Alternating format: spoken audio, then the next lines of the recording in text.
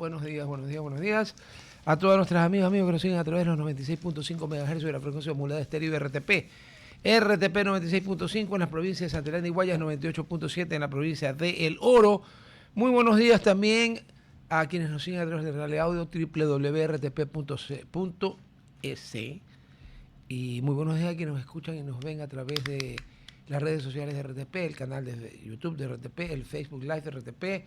Esta semana, aunque sea mañana o el viernes, ya tendrán nuevamente mi Facebook Live, porque habemos teléfonos nuevos. Novus, sí. Bueno, dice la prensa Cojocta. La Cojocta dice que hoy es miércoles 5 de noviembre. La Cojocta dice que hoy es miércoles 5 de noviembre. Hoy es miércoles 5 de noviembre. Buenos días, Sofía. Hoy es miércoles 5 de noviembre. Sí. A Sofía ha tenido la gentileza de... Semana corta. De venir el miércoles, porque yo creo que andaba aburrida de 4 días de... Mucha vacación. ¿A dónde se transportó vuestra merced? Yo me fui a 1 hora de Cuenca, pero alrededor de... ¿De Cuenca, provincia Azuay. de la Azuay, Ecuador, o de Sí. Cuenca, España? De Cuenca a Azuay. Le recuerdo que hay Cuenca en España. No, es turismo local, Ya, cual espectacular. En realidad a mí me encanta el Azuay. Me parece muy Pero bien. Es muy lindo. Déjeme ganarle una apuesta.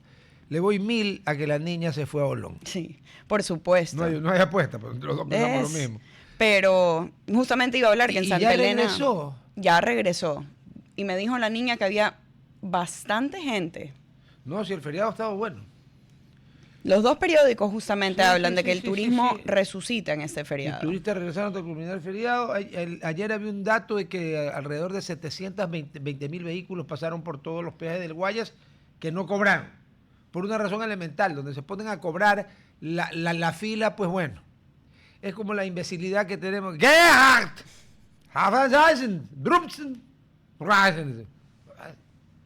Esto parece el Averno. A ver. Justamente el Expreso dijo que gremios hoteleros, comerciantes y turistas, pues miles de ciudadanos recorrieron el Ecuador, superan las expectativas debido al paro y la inseguridad. Ahora se alistan motores para el último feriado del año, que viene a ser diciembre. Que va como, creo que 25, si no me equivoco, 25 de diciembre, que es día obviamente no movible. Si yo pudiera hacer mi pedido oficial al gobierno... Va a ser puente el 26. Si quieren hacer puente el 26, la verdad es que les agradecería mucho. Es que no se trata de si quieren, se trata de que la Navidad es el 25. Que cae jueves. Sí. Entonces, ¿qué le va a decir a la gente? A ver, ten tu Navidad, anda a trabajar el viernes y ten sábado y domingo. No, va a ser puente. Yo creo que ayudaría bastante al turismo. Y va a pasar lo mismo con el 1 de enero. Que también cae jueves y que ahí es fundamental que den el feriado el viernes, porque normalmente el día siguiente al 1 de enero la gente está, como decía un amigo refiriéndose a hombres, ¿no? Más Plutarco que Aristarco y más hebreo que arameo. O sea, la gente está con un chuchaqui de acá de Tucú. Así. Y la verdad es que son buenos feriados. Yo ya a estas mis alturas de mi vida ya no me pasa, ¿no? Pero yo no puedo negar que antes sí me pasaba. Uno celebraba el 31 hasta altas horas de la mañana, no de la madrugada, de la mañana. Y obviamente, pues, resulta que el 1 de enero no estaba en calidad de paquete. Pero justamente el Universo, el día de ayer, habló, Sí. y después de nuestra entrevista, el nivel de tolerancia de alcohol en la sangre para conductores novatos será de 0%. Y tanto los profesionales... Entonces no hay nivel de tolerancia. Pues ya no va a haber.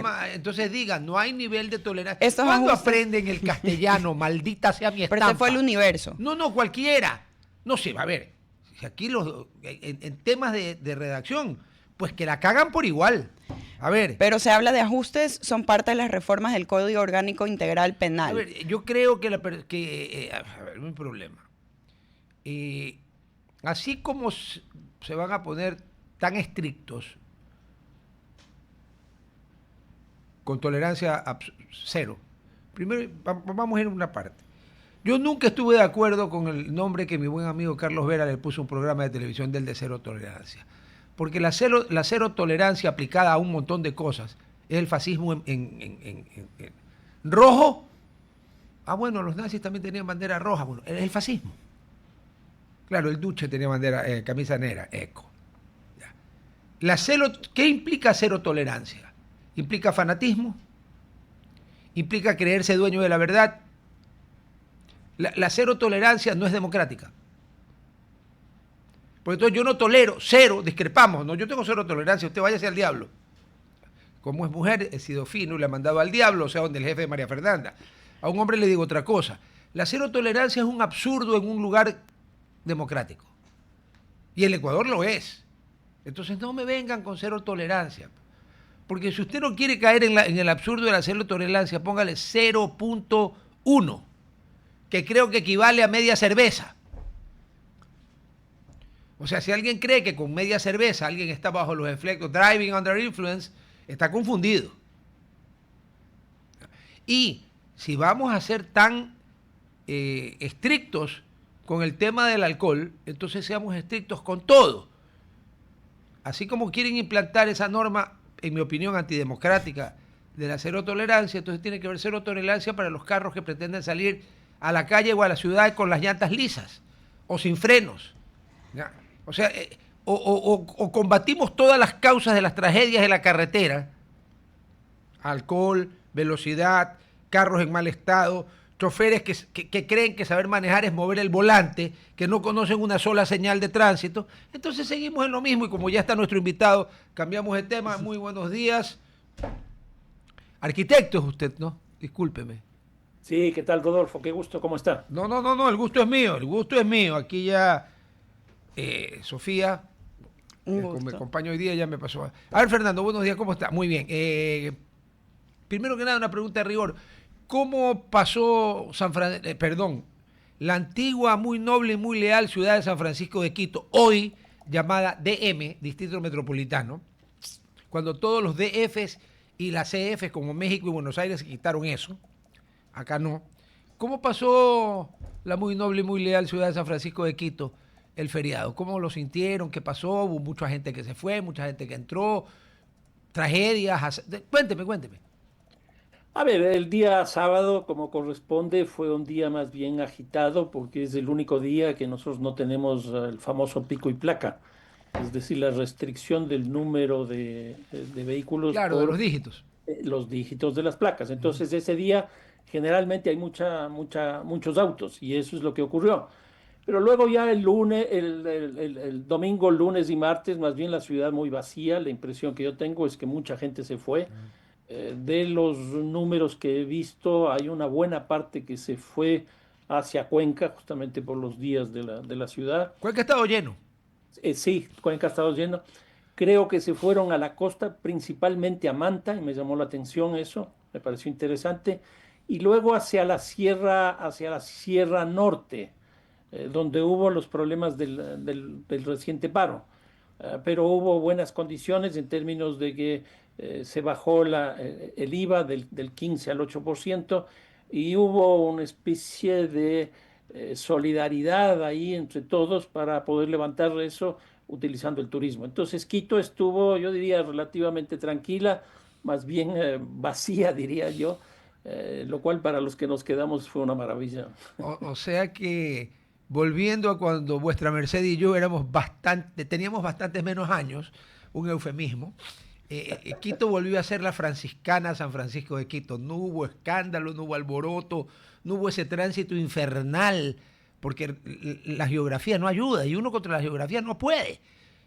O sea, estuvo tranquilita. Sí, estuvo tranquila Qué y bien.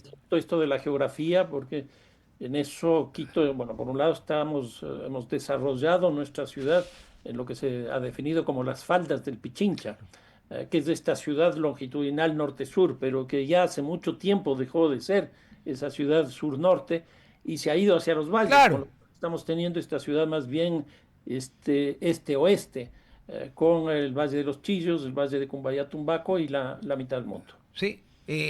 Lo que empezó como una hernia pequeñita, yo me acuerdo la primera vez que yo viajé a Quito con mi abuela, la mamá de mi papá, que ella murió. Ella era quiteña. eh, Su familia, concretamente su prima Raquel Crespo Mena, que estaba casada en ese tiempo en segundas nupcias con el doctor Alfredo Pérez Guerrero.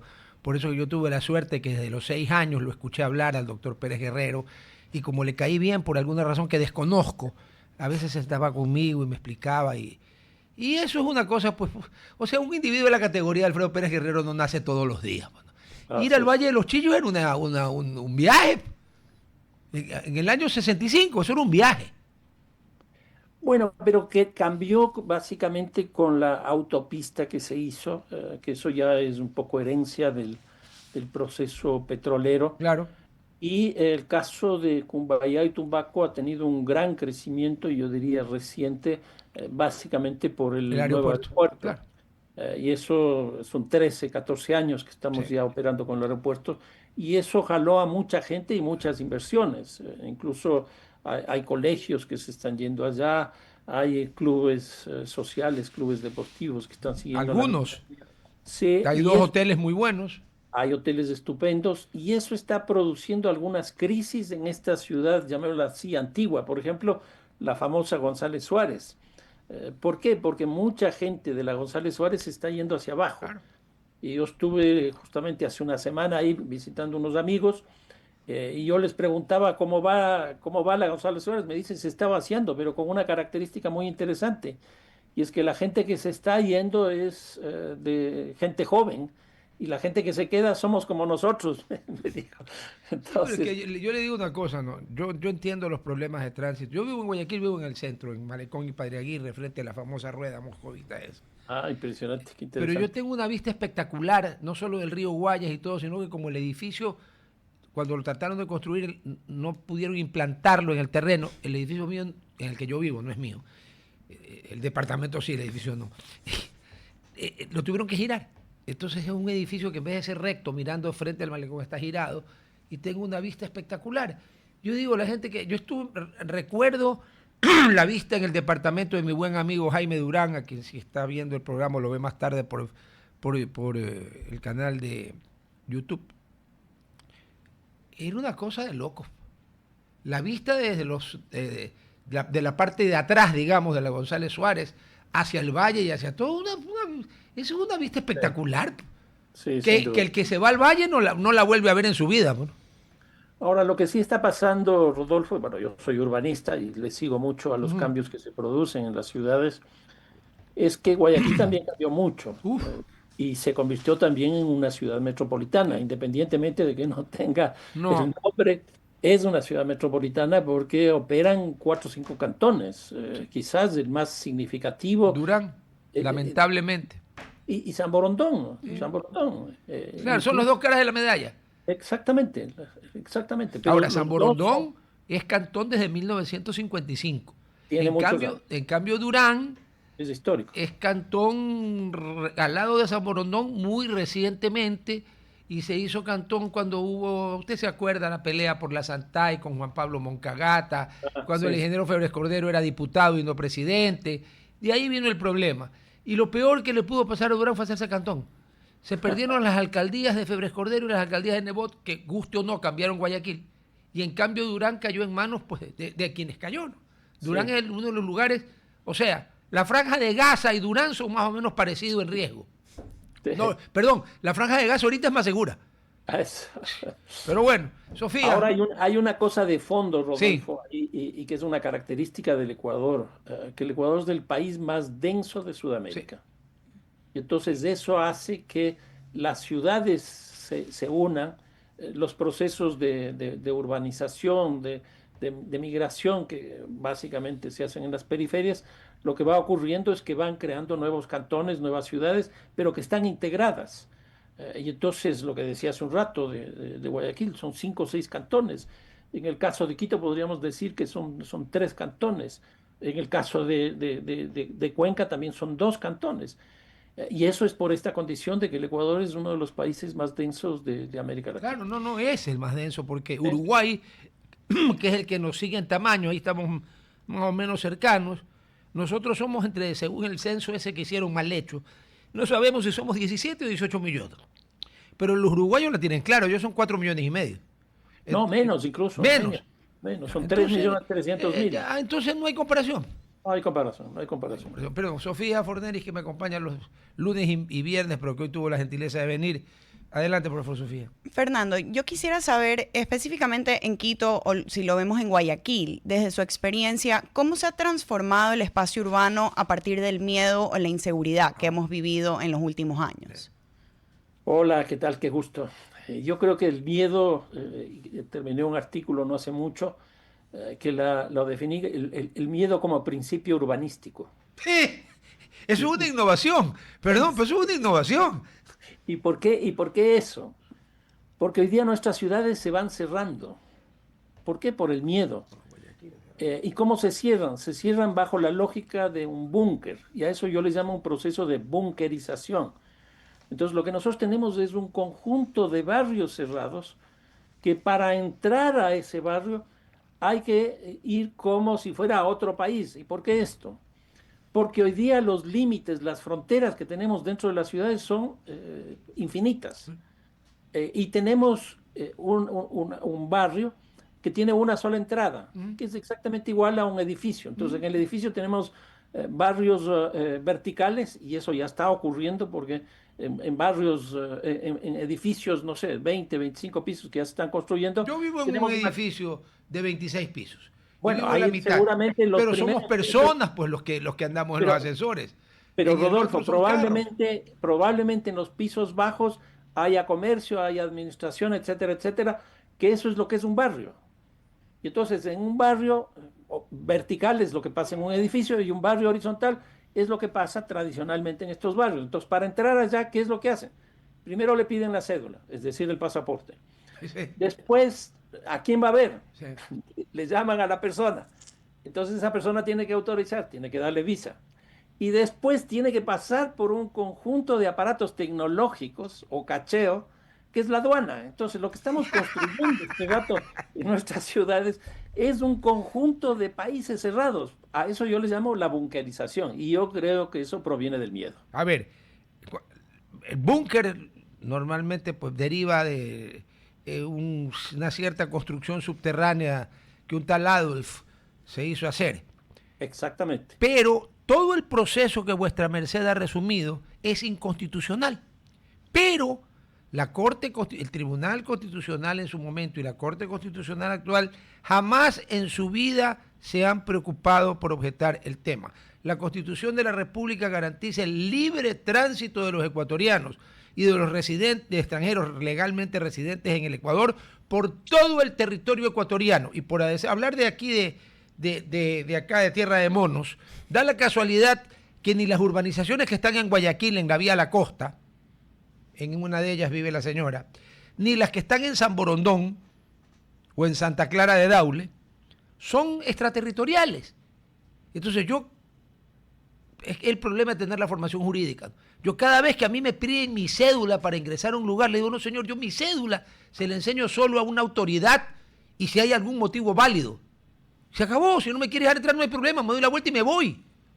Pero nadie se ha preocupado, nadie. Bueno, los mamarrachos de la Corte Constitucional y el Tribunal Constitucional, ellos dicen es que, sotoboche, ¿no? Es que es por seguridad. Perdón, entonces cambie la Constitución y diga que por seguridad las personas acaudaladas, que son las que normalmente viven en esas urbanizaciones, y las no tan acaudaladas que viven en urbanizaciones de mucho menor valor, pero también con todo el proceso migratorio que usted definió, son distintos a los ecuatorianos, por ejemplo, que vivimos en Guayaquil. Yo no puedo cerrar la calle Malecón y Padre Aguirre y exigir que la gente que quiera pasar por ahí me entregue su cédula. Pero ellos sí pueden. La Constitución dice que no. Aquí la Constitución nunca ha importado mucho. Ahí tenemos un problema. No, eso es evidente, eso es clarísimo. A lo cual hay que añadir que, por ejemplo, las vías que están dentro de las urbanizaciones son vías públicas. Pero por favor.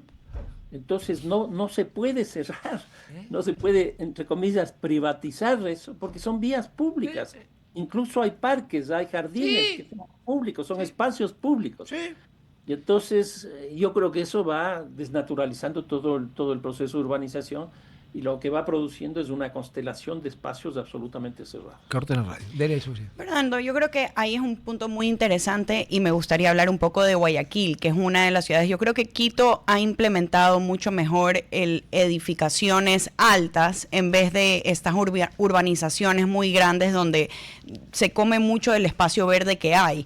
En ciudades tan densas demográficamente como en el Ecuador, ¿qué significa para el crecimiento urbanista, digamos, en los siguientes 10 años, una ciudad como Guayaquil, que no solo no tiene planificación de crecimiento, Nunca tuvo. sino que el crecimiento siempre va orientado a más ciudadelas cerradas?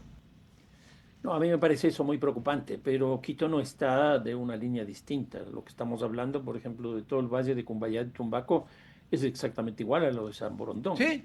Son las élites de la ciudad que decidieron desplazarse. Cuando yo les decía que salieron de la González Suárez, donde estaban recluidas durante mucho tiempo, pues deciden irse hacia la zona oriental, hacia este valle, y ahí están construyendo estas urbanizaciones. Y las viejas dentro de la ciudad vieja también están en ese proceso, que es mucho más complicado, más complejo, porque ahí tienen que rediseñar nuevamente las ciudades para tener un solo acceso. Y entonces eso genera muchísimos, muchísimos problemas. Yo creo que aquí sí sería bueno tener una discusión muy fuerte entre urbanistas, autoridades locales, etcétera, para ver cómo resolver esto, porque la verdad es que vamos creando un conjunto de espacios absolutamente interconectados y nosotros los ciudadanos nos vamos convirtiendo ya no en ciudadanos, sino en extranjeros. En otras palabras, hay una Sí. especie de proceso de foranización. Sí. Nos vamos haciendo extranjeros, porque para entrar a cualquier lado, lo primero que uno tiene que hacer es identificarle para que le den la visa y después pasar por la aduana. Sí, no. Eso no puede seguir siendo así. No, No no. podemos tener extranjeros en nuestras ciudades. Es que es inadmisible. En cambio, otras ciudades que no son tan grandes y que no tienen esas costumbres, porque Manta, que no es muy grande, también tiene sitios donde también hay que ir, pedirle la cédula y que le den visa, si no, no entra. Claro, la zona de Barbasquillo. Y otra zona más donde también están los pelucones, porque, a ver, pelucones hay en todas partes. Pues, ¿no? Seguramente en el pueblo más perdido, algún lugar, alguien dice, no, si yo soy descendiente del cacique de tal, y bueno, pelucón, a lo mejor cierra la valla, pero lo que le quería preguntar, derivado del tema, el éxodo, al menos en Guayaquil, creo que en Quito también, no solo ha sido del centro de Guayaquil y de la González Suárez. Yo pregunto, el centro de Quito, lo que era Quito, el centro histórico y un poquito más, lo que era Quito hace 60 años, la zona de la Mariscal ya sabemos lo que pasa, ¿no? Le sucede lo mismo que a Guayaquil, que durante el día el centro está lleno de gente y por ejemplo, la calle Panamá está prolifera de restaurantes y cosas. Cae la tarde, ni siquiera la noche, y todo se cierra, y usted a las 7:30 de la noche circula por calles que a las 5 de la tarde tiene que maldecir en 15 idiomas para avanzar un metro, circula pues como si pasa. En Quito estamos en la misma situación.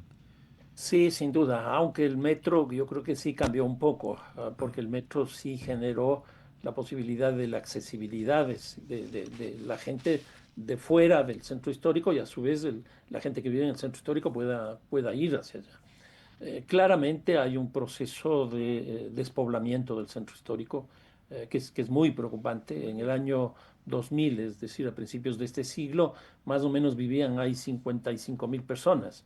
Hoy día están menos de la mitad viviendo.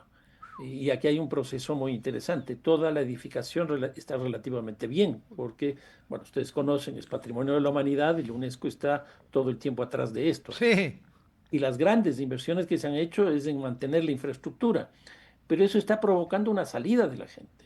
Y fue una salida primero que se fue a la Mariscal Sucre.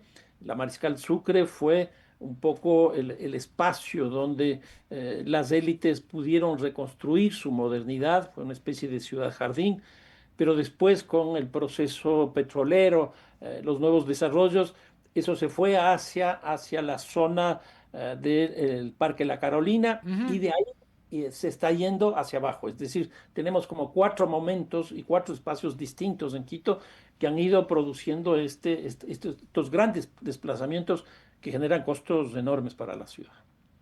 Ahí justamente viendo una ciudad, y Rodolfo se va a reír un poco, pero comparado, digamos, con un Nueva York, que tú tienes zonas, obviamente, donde tienes más comercios, si estás abajo en Wall Street, tienes zonas más residenciales hasta dentro de Manhattan, tienes un crecimiento a las otras islas. No se ve sectores totalmente no poblados, digamos, en Wall Street. Tú tienes obviamente las oficinas, pero tienes edificaciones donde la gente vive. Esta integración entre comercio, vivienda, educación, ¿se la está haciendo en el Ecuador, digamos, en una ciudad, por ejemplo, en Cuenca, o en verdad no estamos considerando en ninguna ciudad cómo crecer ordenadamente? No, yo creo que el proceso de Nueva York y las ciudades europeas es bastante más distinto. Claro. Los centros urbanos son residenciales también. Ahora, con el problema del COVID se produjo una cosa muy interesante en Nueva York y básicamente en Manhattan. Eso hizo que más o menos 1.200.000 personas salgan de Nueva York. Sí. Y lo interesante de eso es que esa gente, una se quedó afuera y otra regresó. Pero la gente que se quedó afuera ya no se quedó por el COVID, sino se quedó por la tecnología. Y entonces hoy día la tecnología está produciendo unos procesos de reconstrucción de los espacios de una manera impresionante. ¿Por qué? Pongo mi ejemplo. Yo antes venía a Flaxo todos los días a trabajar. Hoy día solo voy básicamente los días lunes para organizar mi trabajo y el resto lo hago desde mi casa. ¿Qué es lo que significa esto? Que hoy día tengo yo mucho menos movilidad porque me quedo en mi casa, pero tengo una impresionante conectividad con el mundo. Claro. Por ejemplo, yo recibo no menos de 100 correos electrónicos por día. Yo converso 3, 4 veces por WhatsApp con Europa, con Estados Unidos, con América Latina. Yo doy conferencias de este rato por Zoom, por cualquiera de estos medios que hoy día existen. Antes no existía. No, Eso lo que quiere decir es que el tema del espacio ha cambiado notablemente y que hoy día las ciudades, y eso todavía no nos hemos dado cuenta en el Ecuador, las ciudades son híbridas. ¿Y por qué son híbridas? Porque tenemos dos espacios. El espacio virtual, que hoy día tiene un peso increíble. Usted, por ejemplo, ya no va al shopping center de la esquina, sino que va a Amazon. Y de Amazon, o a Temu. Exactamente, exactamente. Cuando usted quiere viajar, ya no va a la oficina de turismo para hacer todo su viaje, sino que entra al internet, por ejemplo, en Booking. Y en Booking yo compro el pasaje, compro el transporte del hotel, del aeropuerto al hotel, consigo el hotel, defino dónde voy a almorzar, etcétera, etcétera, etcétera. ¿Por qué? Porque estamos viviendo dos espacios totalmente distintos, el virtual y el físico. Y desgraciadamente nosotros todavía en el Ecuador, los urbanistas, no estamos trabajando los dos espacios. No, pues si aquí en el Ecuador, bueno, comparar el tema de conectividad que desarrolló primero Estados Unidos y luego Japón, o al mismo tiempo Japón, y Europa con atraso porque la infraestructura no les permitía. Yo me acuerdo cuando yo liquidaba Flota Bananera Ecuatoriana, el abogado nuestro en París me invitó un día a su casa y se quejaba de que era un problema en París poner internet porque había que romper todo, pues si París Claro. ya, pero bueno, estamos nuevamente en la radio también, seguíamos en las redes sociales. Llega un momento en que el contacto personal, aunque por Zoom hay contacto personal, pero no sé si porque yo soy de otra época, yo soy un baby boomer, ¿ya? No es lo mismo, fíjese usted, la gente joven, cuando me refiero yo a gente joven que tengo 71 años, me estoy refiriendo a gente no de 15, estoy refiriendo a gente de 40 años o más, ¿ya? De 30 como la persona que tengo aquí cerca mío. Ellos desde hace años creen que este aparatito llamado teléfono celular, ¿no es cierto? No, mensajes. Es más, yo tuve una vez una bronca con una amiga porque ella una vez me puso, si lo puedes escribir no llames. Entonces le dije, oye, pero el teléfono, teléfono, es para hablar pues, a distancia. No, escribe mensajes. Y empieza una despersonalización. Puedo estar exagerando, pero yo creo que hay un problema de despersonalización en el uso, con el uso del teléfono celular, y lo que avanzará, no me quiero ni imaginar lo que avanzará en 5 o 10 años, ¿ya? que ya la gente pues casi se comunicará telepáticamente. Y eso está pasando ya con ahí está. un descubrimiento y un nuevo teléfono que está lanzando al mercado Elon Musk. No, puchica, qué raro, Elon Musk. Qué extraño. Digo, ¿y qué hace ese teléfono? No, hace todo, ya incluso ya no hay necesidad de escribirlo, sino simplemente pensar, justamente lo que está señalando usted. Pensar, Sí, sí, ni sí, sí. siquiera hablar. Ya le transmite, ya lo transmite. Aquí, Me rindo. Aquí va. No, eso ya está, esto es de locos. Y hay que unir eso con la inteligencia artificial y ya estamos en otro mundo. justamente un oyente aquí tiene una pregunta que creo que es muy importante, que menciona qué piensa el invitado del programa Cooperativismo Industrial Aplicado en Mondragón, que justamente lo investigué porque yo no sé, y hablaba Mondragón sobre... es una isla, si no me equivoco. Sí, en España, y habla de que se trata de un modelo de empresa cooperativa aplicada para la producción industrial donde los trabajadores son a la vez propietarios, gestores y beneficiarios de la organización. Un modelo así se lo pudiera aplicar, dice uno de nuestros oyentes, en Ecuador, o sería algo que no funcionaría, por ejemplo. No, la verdad yo no conozco eso, pero hoy día los niveles de innovación que estamos teniendo son No, francamente porque con lo que me importantes. acaba de decir ya no me extraña cualquier cosa. Sí, sí. Ya mismo Y Elon Musk entonces, descubre que 2 más 2 son 9. exacto. Entonces yo lo que creo es que no hay que poner todos los huevos en una misma canasta. No. En otras palabras, esa iniciativa puede ser muy interesante, pero no hacer todo exactamente igual. Ahora, vamos al tema que a todos los ecuatorianos les preocupa, a unos en mayor medida, dependiendo de donde uno viva o en la ciudad que vive, en qué parte vive.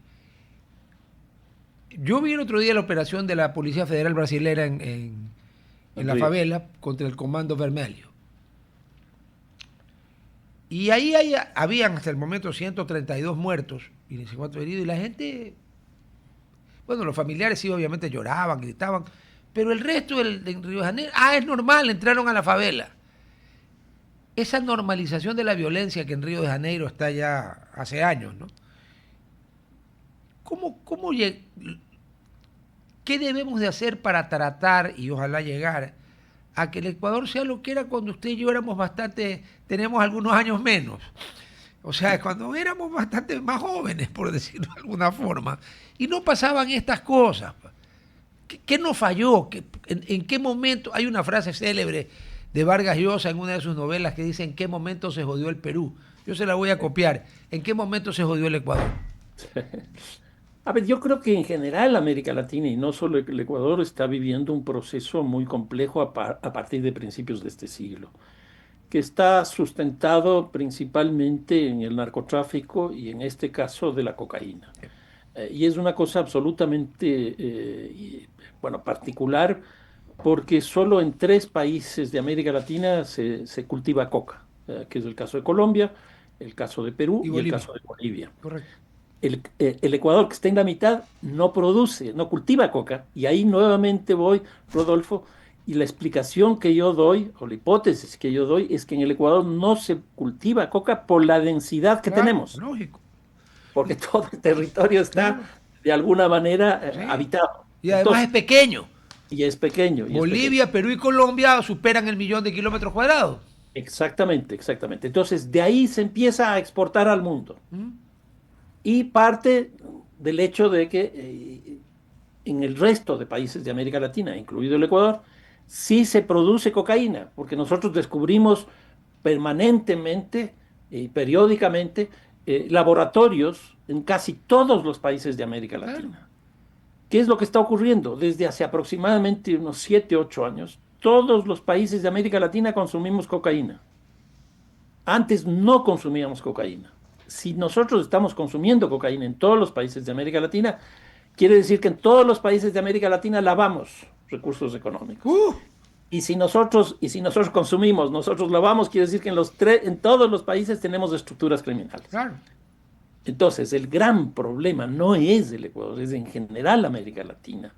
Y eso está conduciendo a que ya no solo salga la cocaína por el Pacífico hacia los Estados Unidos, sino también salga la droga por la Amazonía hacia Brasil, que hoy día es el segundo país de consumo de coca del mundo, y por Brasil va a Europa, que se ha convertido en el área también de mayor consumo este rato de cocaína, y va también al África y al Asia. En otras palabras, si nosotros no tenemos una política de integración en América Latina para confrontar esto de forma integrada, la cosa va a ser muy difícil. Es que yo creo que, comparando con el cáncer, cuando esto empezó, prácticamente nadie hizo nada de manera conjunta. Porque, a ver, yo le puedo dar fe que en el año 71, 70, 71, 72, aquí en Guayaquil se consumía cocaína. Y se consumía algo peor, que es la famosa base, que es la pasta básica de cocaína, que esa se fuma en vez de inhalarse. Eso le puedo dar fe. Es más, voy a por interno a pedirle luego su dirección para enviarle por servientrega algún día que esté aburrido porque lea una cosa que yo escribí sobre el tema, un libro. Un libro, un conjunto de páginas engrapadas, o sea, pegadas, editadas. Yo no creo que es un libro, pero bueno, nunca se hizo nada. Si en el año 70 hubiera habido un esfuerzo conjunto de los países de la región para erradicar el tema de manera conjunta y sin andar pensando, es que si los colombianos entran a Ecuador a combatir, están violando la soberanía, y que si los brasileños entran a Venezuela, están violando la soberanía, y que si los chilenos entran a Bolivia, perdón, otra vez la guerra del Pacífico. Si se hubiera actuado allí, cuando el cancercito estaba empezando, no estuviéramos en estas. En este momento tenemos una metástasis, nos vamos al corte de la radio, una metástasis. Ecuador, para un ejemplo, ¿qué no está permeado aquí? Sí, claro. Yo creo que hasta los conventos religiosos están permeados. Exagerando, ¿no? ¿Qué hacemos? ¿Qué podemos hacer ahora? Ahora, para ir en esta línea de la búsqueda de una política conjunta, que yo creo que eso es muy importante, por lo menos un par de cosas me parecen necesarias. Uno, seguir un poco la trayectoria, el ejemplo, etcétera, de lo que hizo la Unión Europea. La Unión Europea tiene una tasa de homicidios de 2.4 por 100.000 habitantes. Nosotros vamos a terminar este año sobre los 51 y ellos tienen 2.4. Yo creo que la experiencia europea de la integración es muy, muy buena. Y ellos empezaron con una cosa tan simple como lo que definieron como armonización legal, que no es otra cosa más que tener los tipos penales más generalizados de forma conjunta y común en todos los países de América Latina. De Europa, perdón.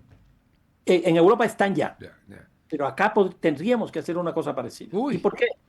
Porque si nosotros definimos aquí un tipo penal y en Colombia tienen otro tipo penal para lo mismo, pues son dos políticas distintas. Usted, Rodolfo, recordará, hace pocos meses, el Ecuador decidió enviar a algunas personas privadas de la libertad a Colombia. Y uno de los grandes problemas que tuvieron los colombianos es que no había una asimetría jurídica entre los tipos penales que tienen en Colombia con los que tenemos nosotros. Y eso significó que algunas personas privadas de la libertad tengan que ser enviados a la libertad. Algunos de ellos han vuelto.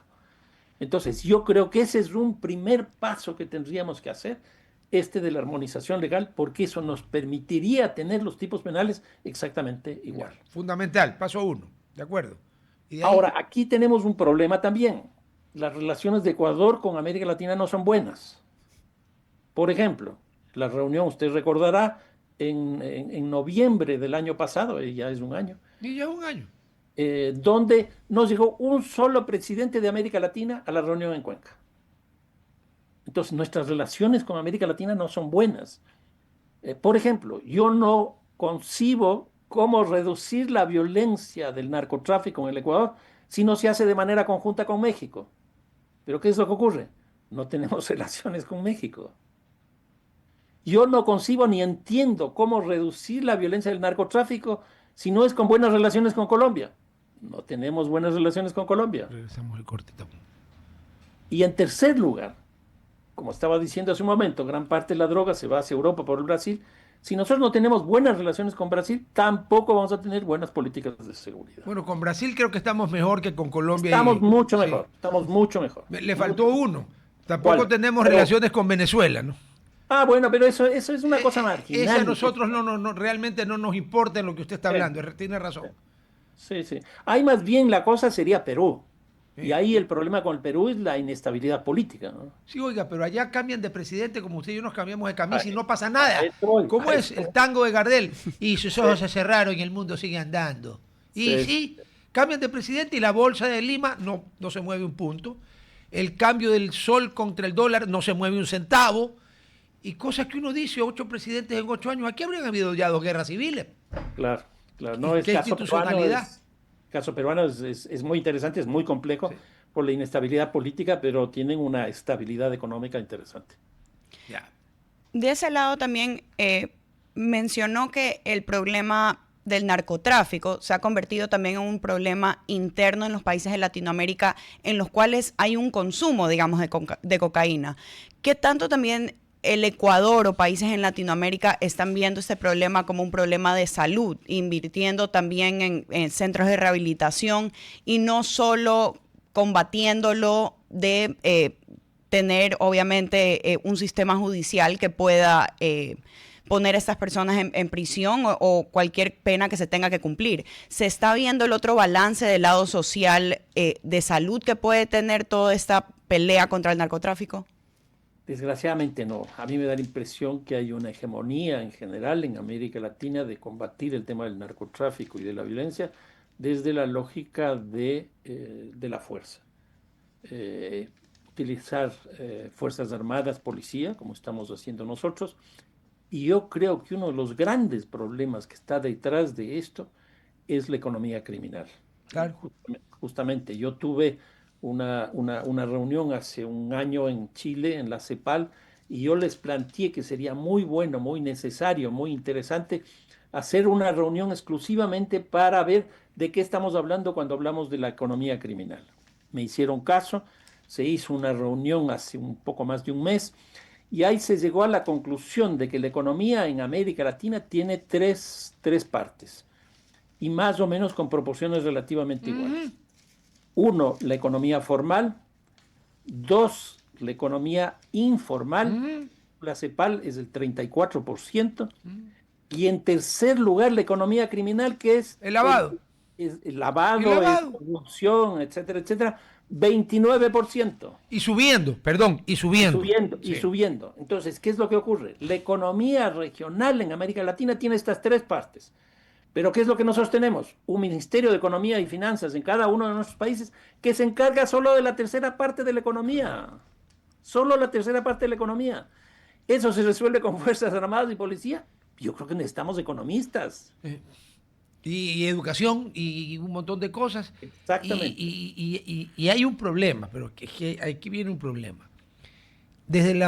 Imagino yo desde los albores de la civilización, nunca la remuneración o la ganancia de un trabajo honrado, honesto, legal, legítimo, se puede comparar con la ganancia o con los salarios, ¿verdad?, que paga lo ilegítimo. Por ejemplo, vámonos más atrás, la época ese benefactor, ese hombre ilustre, pariente de San Francisco de Asís, Alfonso Capone, y la época de la prohibición en Estados Unidos.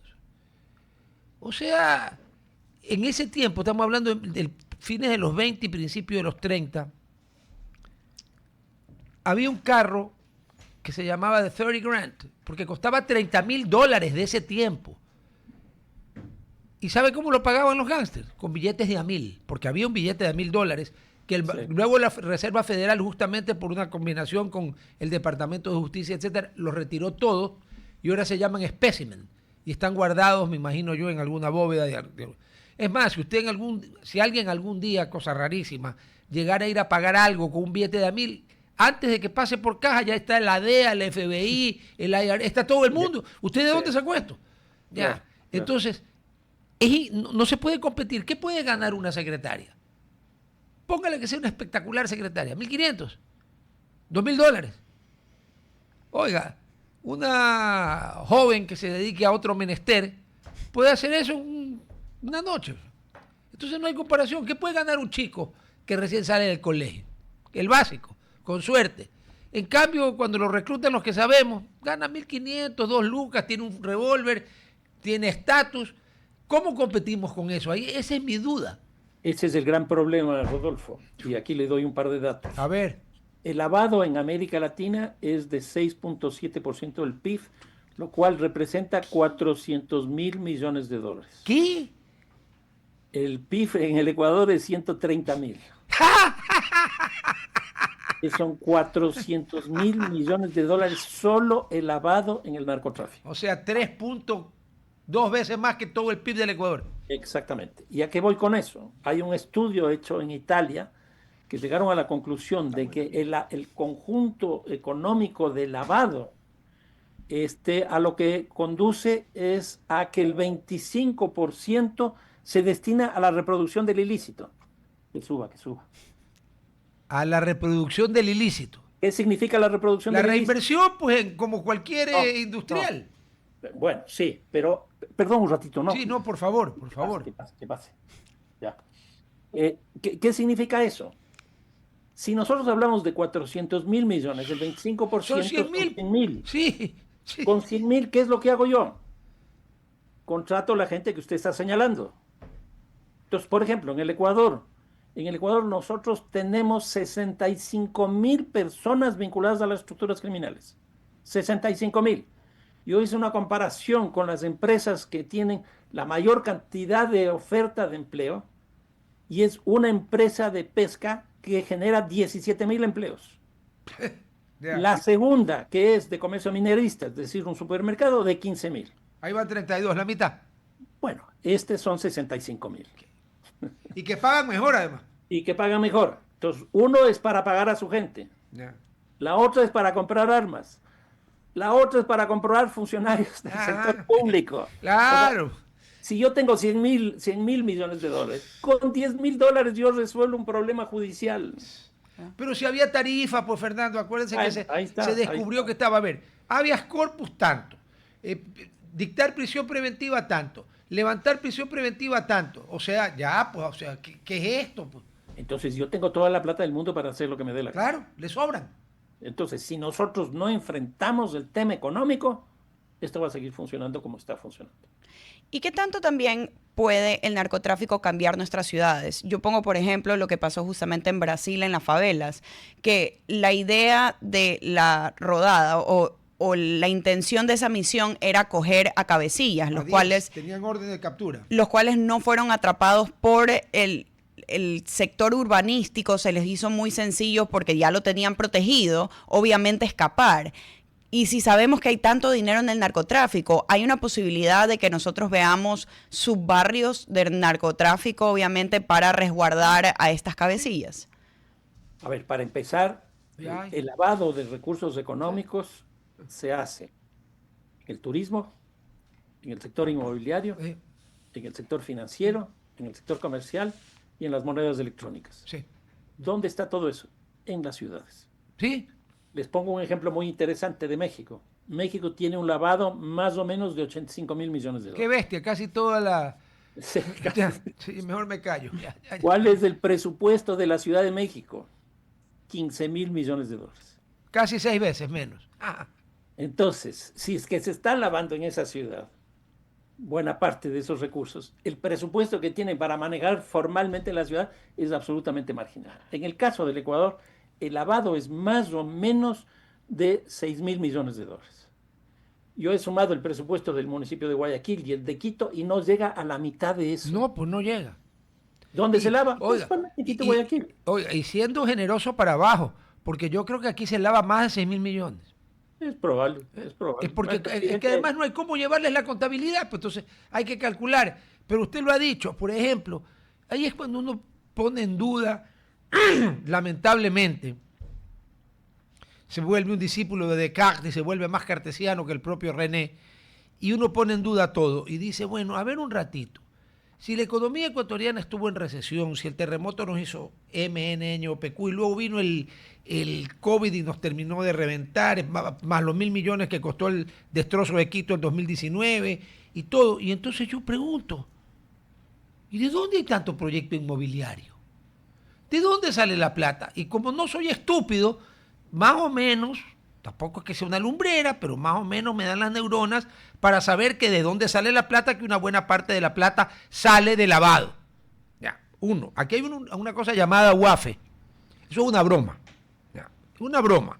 Uno, la superintendencia de bancos, que entiendo que cuando usted y yo éramos jóvenes era una entidad muy respetada, ahora nunca ve nada. ¿Se acuerda cuando estafaron vía la bolsa de valores y el desevale a las instituciones, entre ellos a la policía, al ejército, un poco de gente, con el famoso mago Cherres? ¿Y dónde estaban los bancos que movieron la plata? ¿Alguien ha investigado? ¿La superintendencia de bancos ha investigado? ¿La UAF ha investigado? No. Vea, parodiando lo que dijo el expresidente López Obrador, ya con sus tragos en la mañana, porque parece que él seguía el ejemplo de Churchill, que empezaba bebiendo y terminaba bebiendo el día, pero era Churchill. Ya. Pues hombre, que después de todo, pues la corrupción y el narcotráfico son buenos porque alimentan la economía, y el maldito tenía razón. No, tan claro es eso que sí es cierto estos datos que le estoy dando de 6.000 millones, eso significa más o menos 5 puntos del PIB. Pero ¿qué es lo que ocurre? El crecimiento del año pasado en el Ecuador fue la mitad. Claro, 2. Entonces, si se cae esa economía criminal, se cae la economía. En general se cae toda la economía. Si no, es más, se va rojo. Sí, la sí. radio. Sí, claro, sí, sí. porque para que no se caiga, si tenemos el 6% del PIB siendo generosos hacia abajo, este año vamos supuestamente a crecer el 4%. Si usted desaparece por arte de magia al lavado, estamos en -2. Exactamente, exactamente. Bueno. Dios mío santo. Y ahí yo quisiera aumentar, no específicamente el narcotráfico, pero algo que sucede bastante en Guayaquil, específicamente San Borondón. Tú puedes ver que inmobiliaria sigue creciendo, siguen creciendo estas casas que tienen un precio desproporcional con lo que gana el ciudadano promedio o el ciudadano promedio alto. O sea, aquí en Mocolí es muy común ver una casa de $700,000, que en realidad es una burbuja que no muchos ciudadanos pueden llegar a pagar. Se pudiera decir que en un futuro vamos a ver una sobrepoblación de casas que queden abandonadas o que no tengan mantenimiento porque en realidad la ciudadanía no puede pagar estas edificaciones que se están creando, o en realidad vamos a seguir viendo lo que se ve y es un endeudamiento del ciudadano para poder vivir en estas infraestructuras que llegan a ser más grandes que un, digamos, apartamento en el centro de la ciudad. Sí, porque el narco una vez que construyó y lavó le importa un rábano si vende o no vende. Sí, sí, sí. No, yo creo que eso es una constante que está pasando por lo menos en muchas de las ciudades de América Latina. Yo estuve hace pocos días, semanas, en Panamá y entré de noche. Era una oscuridad total. ¿Cómo? Al otro día con el sol vi la cantidad de edificios que hay. Lo que ocurre es que las luces de los edificios, de los departamentos estaban apagadas, ¿no? Y entonces ahí hay muchos edificios que están vacíos. Y esa es una constante que hay hoy día en gran parte de las ciudades de América Latina. Bueno, Panamá tiene una explicación, pues. Sí, Ahí sí, hay bueno. 100 y pico de bancos.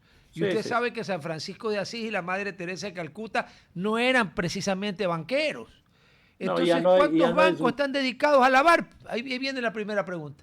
Y ya no es paraíso fiscal, ¿no? No, Para nosotros. para claro. nosotros, sí, obvio. ¿Qué Bueno. teclas se tocaron? Fernando, muchísimas gracias. No quiero No, abusar no. más de su tiempo. Muchísimas Realmente gracias. algunas de las cosas que me ha revelado me han dejado. Por suerte hoy es miércoles. Eso es que yo ya Ya me se acaba ubiqué la que es semana. miércoles, sí. Porque es como recibí un gancho al hígado y luego un uppercut al mentón. O sea, me he quedado. Eso. Es que, ¿sabe qué? Lo peor es la revelación de que si se lava el 6% y la economía con suerte va a crecer al 4%, estamos jodidos. Sí, sí, sí, sí. Muchísimas Bueno, gracias. Un fuerte abrazo. Muchas Gracias, a igualmente. ustedes. Gracias. Adiós, adiós. Adiós. Oh my goodness. Acá hay un tema que Oh my, espérate un ratito antes que me olvide. ¡Ah! Lo del seguro. No sea maldita, déjame, porque después aquí ya está. A ver, hermano, te quieren vacunar en el día, te quieren sacar plata para pagarte algo, para lo que sea, o para comprarte algo. Es una denuncia o queja por corrupción, ¿no es cierto? Te vas a la esquina a hablar con tus panas, Elías, me quieren vacunar, ¿y tus panas qué van a hacer? Te van a decir que me has visto a mi cara de qué. Tienes que quejarte al que te puede ayudar. Elías quiere escucharte. ¿Tienes una queja o denuncia por corrupción? Escribe 096-253-2338 o ingresas a denuncias.ies.gov.es. Esto está disponible 24/7, quiere decir 24 hours, 7 days a week. Oh my goodness. English Upper East. Ya mismo se van, esos del Upper East con Mandani, se van a ir corriendo. Pero bueno, y el seguro te asegura que es seguro. Juego de palabras, pero habrá que creerles, ¿no? Hay que darle el beneficio de la duda. Ya, ahora sí, usted iba a decir algo. Disculpe la interrupción, pero después me olvido. No, por supuesto. El Expreso, que las personas de la tercera edad nos olvidamos. El Expreso tiene un artículo aquí que creo que es muy interesante y habla del municipio de Guayaquil, que amplía direcciones, pero sus empresas no arrancan. A 2 años y medio de gestión, se supone, eso es lo que hablaba la administración que entró, que iba a liquidar entidades que en ellos consideraban fundaciones que no funcionaban. Hay Que liquide la ATM mejor. Pero eso es lo más interesante. Hay 29 direcciones, porque ahora ya no son 29 EPs. direcciones. Ahora hay 29 direcciones que funcionan a base de, se supone, la liquidación de ciertas EP, como la de turismo. Pero aquí está, por ejemplo, una dirección esencial. Percepción ciudadana sobre las obras. Esto es aparte de la dirección, aparte de la dirección de obras públicas. Ellos tienen una dirección designada solo a la percepción ciudadana sobre las obras. No, yo entiendo. No, es que espérese. Pero eso no tuviera que estar abajo de obras públicas. No, le voy a contar lo peor detrás de eso. Porque está bien que el Expreso lo haya desarrollado, pero explíquenlo bien. A ver, Sofía, que es una mujer inteligente y que ha estudiado en buenas universidades y que además sabe pensar, porque lo que Natura nos da, Salamanca no presta, ¿ya? Hay unos fulanos que han estudiado y nadie sabe cómo se graduaron y en el momento de pensar creen que la lógica es un nuevo grupo de rock griego. Y la ética, pues algún plato, alguna cosa como el shawarma. Ya. ¿Para qué es eso? A ver, ¿para qué la dirección de obras públicas? Para hacer obras, ¿no es cierto? Sí. Ya. ¿Y cómo se llama la otra dirección que usted mencionó? Percepción ciudadana sobre obras Eso está públicas. copiado del manual de Adolf, de Benito y de Stalin. A ver, ya estamos en la radio. Estábamos hablando de que Sofía se ha escandalizado porque existe una dirección de ¿qué? Percepción ciudadana sobre obras. Ya. Pública, ¿no? Sí. Ya. Y decía ella que eso debería estar bajo ¿quién? Obras públicas. Ya. No. Porque la idea es la siguiente. Al más puro estilo de Benito, Adolf y Stalin, Josif Vissarionovich Jugashvili era el verdadero nombre de Stalin. Como un poco largo y complicado, dejémoslo en Stalin, que quiere decir hombre de acero. O sea, Superman, más o menos. Ya, ok. ¿Para qué hacen eso? Porque es una medida política, pues, Sofía. Porque ¿quién vota? ¿Votan las construcciones? ¿Votan la obra pública? No, votan las personas. Entonces tienen un departamento que es una cosa que Goebbels los hubiera felicitado para ver qué piensa la gente de tal o de cual obra y entonces según eso ven cuál hacen y cuál no hacen. Lo cual alguien me diría, pero es perfecto, para así tener el pulso ciudadano, que es lo que de verdad se necesita. Sí, pues yo cojudo no soy. Sí, ese es el problema. Con sueldos a ¿Cómo directores es? de Feo, 4.400. sí, cojudo, no. ¿Ya? ¿Cómo dijo los sueldos? Sueldos de directores, 4.463 mensuales. Aquí hay una coordinación, colaboración y prestación de asistencia a otros GATS municipales y parroquias rurales de la provincia del Guayas. Ahí está, también una dirección. Bueno, dice, está puesta como dirección, pero se llama coordinación.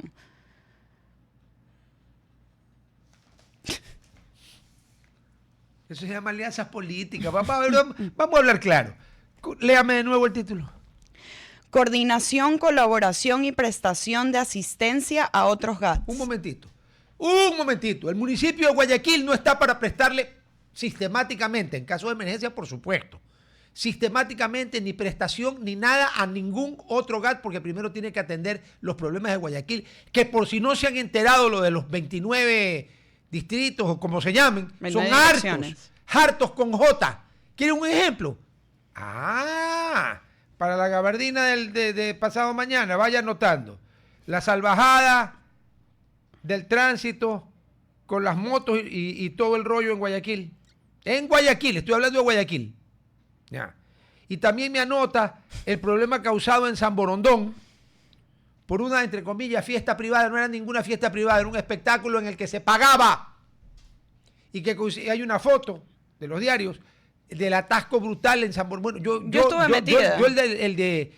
Usted estuvo metida. Yo estuve metida en ese tráfico. ¿Y qué hacía usted en San Borondón si usted vive en el otro lado? Porque yo iba a es como una dirección, fue auxiliar al otro gato. Yo fui al tenis club, que lamentablemente sí, tenías que meterte por ese tráfico y yo me quedé estancada solamente 30, 40 minutos. Solamente.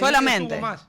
Bueno, yo en el malecón tuve el desfile de motos, carros atascados, gente que se cruzaba hasta las 3 de la mañana.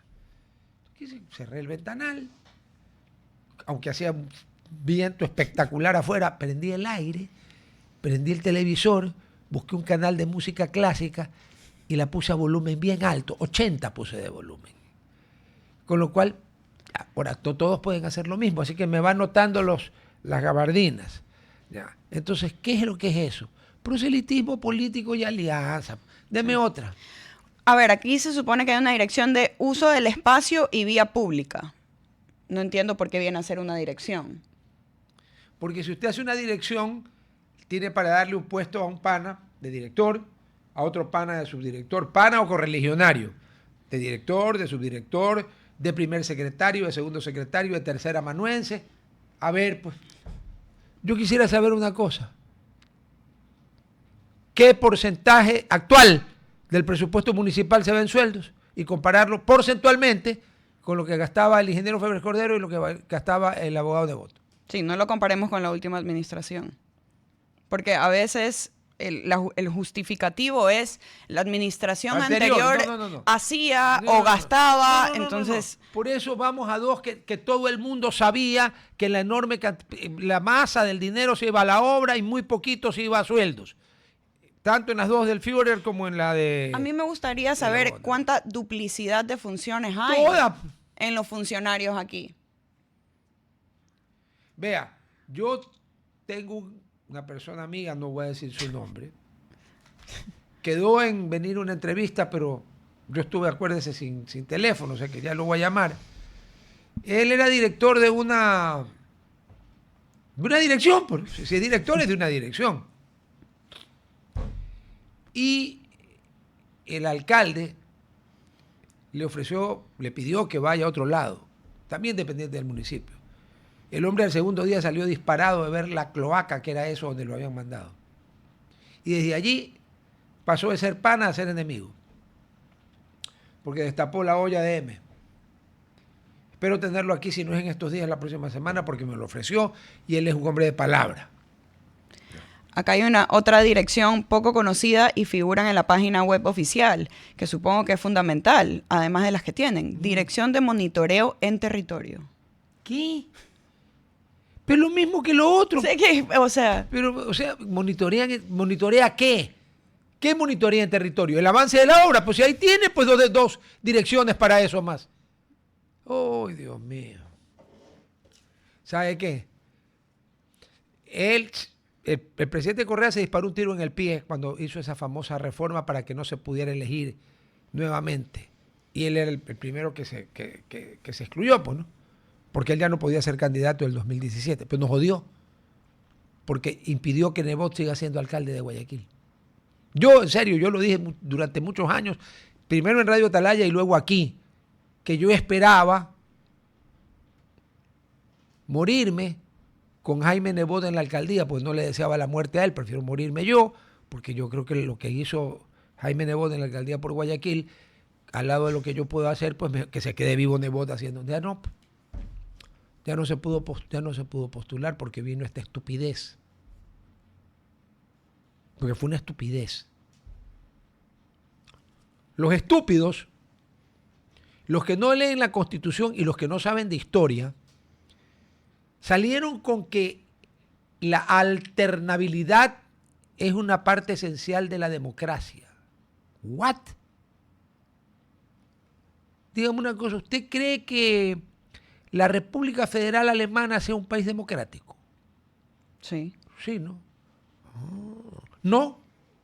No, porque el canciller Adenauer estuvo ni sé cuántos años de canciller porque ganaba las elecciones. El canciller Kohl estuvo varios, Willy Brandt, el socialdemócrata, estuvo varios años, el canciller Helmut Kohl estuvo varios años, la señora Merkel estuvo como 12 o 14, y perdón, ¿Alemania dejó de ser democrático? No. Me dicen los que creen que lo pueden a uno marear, es que esos son países parlamentarios, donde el primer ministro no es el jefe de Estado. Ah, sí, claro, tienen razón. ¿Saben lo que es el jefe de Estado en esos países? Un muñeco decorativo o la reina Isabel.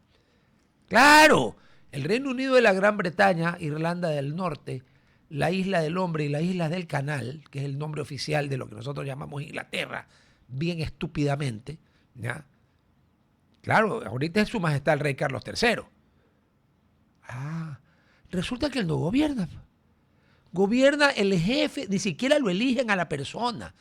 Gobierna el jefe del partido que o tiene mayoría propia en el Reino Unido, en la Cámara de los Comunes, o tiene mayoría con aliados. Y puede, por ejemplo, en esos países, cuando el primer ministro se da cuenta que su gobierno está popular, adelanta las elecciones y tiene otro mandato de 4 años. Y las puede vivir adelantando. Y nadie se escandaliza.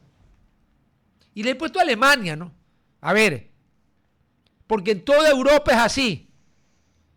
Ya la señora Giorgia Meloni, en el momento que le dé la regalada gana, convoca elecciones y barre, porque tiene un índice de popularidad brutal. En cambio, el que está aferrado al poder como gato, ¿ya?, es el señor Pedro Sánchez en España, que gobierna gracias a los votos de los separatistas que quieren dividir España. Cataluña y Vascongadas, si no, no pudiera, porque él no fue el partido más votado. Pero no es el partido más votado, miren ustedes. ¿Y España qué? ¿No es democrática? Es el partido que logra hacer una coalición armándose pactos, diríamos aquí. ¿Saben lo que pactaron? Amnistiar a los individuos condenados por la justicia. Entonces, ¿de dónde es que la alternabilidad es esencial para la democracia? Para la democracia, ¿sabe lo que es esencial? Respetar el artículo 1 de casi todas las constituciones democráticas del mundo, que reconoce que la soberanía emana del pueblo y que el soberano es el pueblo.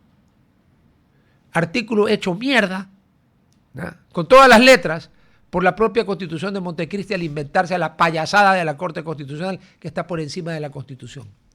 Porque ellos arrogan el poder de decirle al pueblo a qué le pueden preguntar y qué el pueblo puede decidir. ¿Pero qué les pasa? Pues manga de imbéciles, pues. Lean el artículo 1 de la Constitución. Si ustedes hay que darles la gabardina perpetua. Sino que ¿qué harían con la gabardina perpetua? A lo mejor no. Pero ya, eso es esencial para la democracia. ¿Sabe qué es esencial para la democracia? Respetar el resultado de las elecciones. Cosa que el señor Maduro se la pasó por el forro, nunca mostró un acta. Y no pasó nada. Se contentan con decir yo no reconozco el gobierno. Pero el señor Petro, cuando no está drogado con cocaína, con alcohol, con bacerola, con lo que sea, dice, no, pues si yo, pues hombre, hermano, que yo no reconozco esa elección y tampoco reconozco las de Ecuador. ¿Qué tiene que ver? ¿Acaso acá en Ecuador alguien escondió las actas? Pero claro, un alcohólico, un cocainómano, ¿de qué se puede esperar de él? Eso es esencial para la democracia. Que las elecciones sean limpias y que nadie se robe los resultados. No cuánto tiempo está en el poder una persona elegido legítimamente por el pueblo. Y hacer respetar lo que el pueblo eligió. Porque la soberanía emana del pueblo. Nos gusta. Pero aquí, no. Aquí no, o sea, ¿cómo es que comienza la Constitución americana, esa Constitución larguísima de 7 artículos? We the people. We the people. Nosotros, el pueblo. Eran 13 colonias chiquititas, comparado con lo que después llegó a ser Estados Unidos, que tenían muy poca población. Eso es la risa. En sus orígenes, Estados Unidos era una caca al lado de Latinoamérica y del Imperio Español. Porque todavía era Imperio Español cuando Estados Unidos se independizó, por si acaso. Tanto en el 4 de julio de 1776, cuando en 1783 sale la Constitución. ¿Ya? Ya la consolidación, porque ganan la guerra. ¿Ya? Y una cosita. Pero si alguna de las 13 colonias originales hay que con lupa verlas en el mapa, como New Hampshire y Vermont. Rhode Island. Rhode Island es el moco del moco del moco. ¿Ya? geográficamente hablando, ¿no? Yo no estoy hablando mal de los habitantes de ese estado. Extremadamente que entiendo diversa. que es muy lindo. Sí, Ya, precioso. a ver, we the people, allá. Acá dice, en el artículo 1, la soberanía emana del pueblo. Y 9 individuos que pueden tener un coeficiente intelectual de 5.000. Ese no es el punto. Nadie en una democracia está por encima de la voluntad popular. Nadie, ni nada. Se inventaron la Corte Constitucional. ¿Por qué? Porque nuestras democracias son una farsa. Son democracias tuteladas. Cuidado, la gente se nos va a salir del carril que queremos. Entonces vamos a inventarle diques, muros. Los diques son lo que los Países Bajos, como les gusta llamarse ahora, siempre fue su nombre, le ganaron el terreno al mar en base a diques. Una buena parte de los Países Bajos es tierra ganada al mar, al océano, en base a diques. Bueno, esos manes son de otro calibre. Bueno. ¿Ok? Entonces aquí nos ponen diques no para somos que la feudos. soberanía popular sea cuento. Feudos yo los veo más. Bueno, ya. ¡Ah! Bueno. Usted no ha ido a Puerto Viejo todavía, ¿no? No. Bueno, cuando vaya al número 10 de la cadena, el hotel número 10 de la cadena, el Oro Verde de Puerto Viejo, y va a convertir su estadía en una estancia llena de confort, instalaciones modernas y diseño vanguardista. Desde este mes de julio podrás visitar el nuevo restaurante Monté, alta cocina inspirada en las raíces de Manabí. Además podrás disfrutar cócteles y piqueos en Solira Rooftop, que te enamorará con su vista panorámica en el atardecer. Ya me puse hasta poético. Conoce más en oroverdeportoviejo.com. Oro Verde Puerto Viejo, tu nuevo gran destino. Chicos, nos vemos mañana. Mañana viene la Reina Verde. Sí. Seguramente de blanco, de negro, de rojo, de azul. Verde, Serafín Pimpín. Nos vemos con Sofía el viernes. Disfruten lo que les queda de la semana laboral, chicos, porque el sábado de nuevo tenemos 2 días más para meditar. Semana corta. Bien. Nos vemos mañana. Chao. Hasta aquí, Hablando Fuerte. Control Master Marisela Basantes. Transmisión digital Gerardo Díaz. Redes sociales Erika Eras. Edición Oscar Saavedra. Dirección Javier Gamboa. Todos los derechos reservados. RTP 2025.